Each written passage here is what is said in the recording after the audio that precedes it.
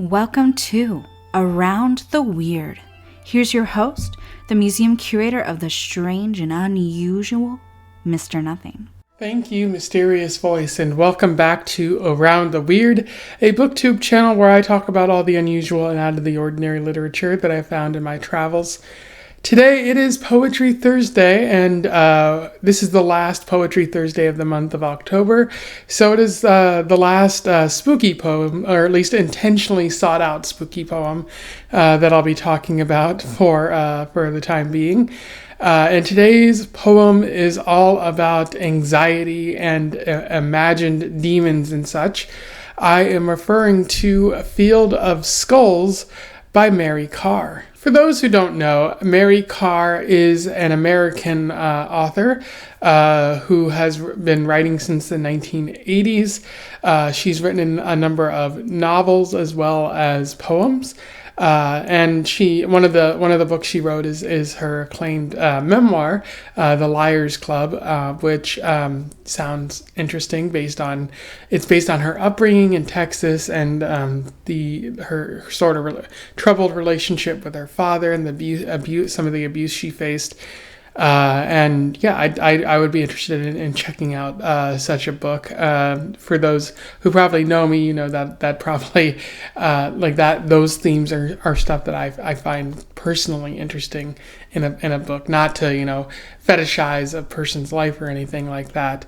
But yeah, a lot of the themes she writes about in her story focus on her own life, the alcoholism that she has been dealing with in her life. And sort of emotions like anger and frustration and anxiety, as well as a number of other emotions. And she's won a number of awards and critical acclaim for her work. Although this is the first time that I have sought out her work. But I'm very much looking forward to finding more of her stuff in the future. So without further ado, let's talk about Field of Skulls. I will read the poem, do a little bit of analysis, and we will move on from there. Field of Skulls. Stare hard enough at the fabric of night, and if you're predisposed to dark, let's say the window you've picked is a black postage stamp you spend hours at, sleepless, drinking gin after the I Love Lucy reruns have gone off. Stare like your eyes have force, and behind any night's taut scrim will come the forms you expect, pressing from the other side. For you, a field of skulls, angled jaws and eye sockets, a zillion scooped-out crania. They're plain once you think to look. You know such fields exist, for criminals roam your very block, and even history lists monsters like Adolf and Uncle Joe, who stalk the Earth's orb, plus minor baby-eaters unidentified, probably in your very midst. Perhaps that disgruntled mail clerk from your job has already scratched your name on a bullet. That's him rustling in the azaleas.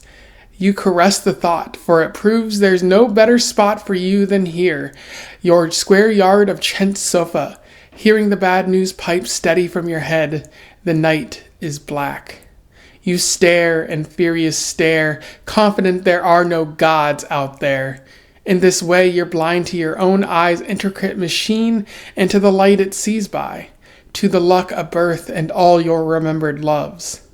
If the skulls are there, let's say they do press toward you against night's scrim, could they not stare with slack-jawed envy at the fine flesh that covers your scalp, the numbered hairs, at the force your hands hold? So that was Field of Skulls. In terms of analysis, there's a fair bit to talk about with this poem. It's not really, in terms of narrative, there's not really a strict narrative to this. It's more of a thought experiment. The narrator is having us think of a time where we stare at a dark, sort of a dark object, or stare out our window and imagine these terrors of like these terrifying monsters like baby eaters or people like Adolf Hitler, or even just faceless skulls that are staring at us and want to tear our flesh apart. Those terrors that we all imagine at like 2 a.m. And the narrator goes on to say, the people around you, they might be serial killers in disguise, and you're safer to rest. And then that, as the thought experiment ends, the narrator says, well, thinking that way, you're blind to what fortune you live in your life. Just being able to sit on that sofa and rest and relax at that period of time. And because you're forgetting clearly all the great things that have happened in your life. And, even those skulls that are just staring at you at the window, like they might be envious of all the fortune that you have. So kind of sort of reframing this terrifying experience. And as you can see, this isn't really spooky Halloween flavored poetry. Rather, it gets at, the imagined terrors that we see in life. And I like how Mary Karr is getting at sort of exaggeration in this poem. First, the idea that there's a field of skulls, angled jaws, and eye sockets, a zillion scooped out crania, and a zillion's not a real number. So again, she's using exaggeration there, and then she goes on to say such fields exist for criminals, roam your very block, and even history lists monsters like Adolf and Uncle Joe.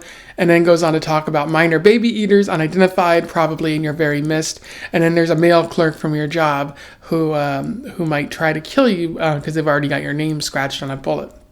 And there you can see Mary Karr going for that exaggeration of the sort of fears that our anxiety drum up, which don't really seem rational. Like, it's not often that mail clerks go on rampage. That's merely a stereotype dreamed up in the 80s and 90s from a few cases. And do criminals really roam your block? It's likely that they don't. Again, that's just an imagined terror right there. But it's a terror that can seem very real when you have in a form of anxiety that Mary Karr is describing in this poem. She does really well at that sort of dread and that fear that there's something lurking in the shadows, and you stare at your window kind of expecting that, and so that is indeed what you see there. But I do like how she reframes it in this poem, focusing on luck and love.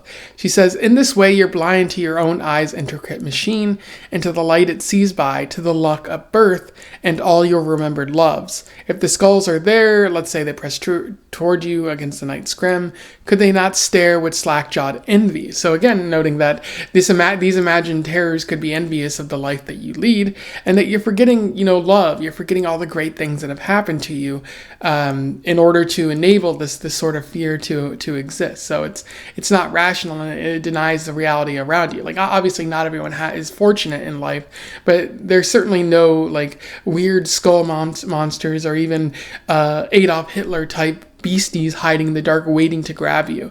That's just not how the world works anymore. Although there are terrible people out there, they're not of this kind of level and quality. So I do like how Mary Karr gets at that imagined fear, noting that it could be real, but it kind of denies the reality that you're in. Anyway, those are my thoughts on Field of Skulls by Mary Karr, a very fun, interesting poem. Certainly, when I first discovered it like a month ago, it had less of an impact, because now I'm imagining, for people in Gaza, these fears are very real, that there are monsters lurking outside of their home, waiting to hurt them. And so I don't know, that sort of it strikes me as a different meaning a month later after finding this poem. But the only thing I can really do is support people in Gaza, support people during war times, in order to make sure that they're not suffering as much as they possibly could be. But again, that's a general anxiety. I think that seeps in these types of moments. But anyways, if you have a thing you want to comment here or something to say about my review, do so below. Would love to hear from you. Otherwise, don't forget to like, share, and subscribe if you want to share this poem or this poet with other people. They might not know about Mary Karr. I'll also join the Discord if you're interested in talking more about books and movies and such. And until then, I wish you the best of luck in your weird and anxiety-filled, fear-based travels. Farewell.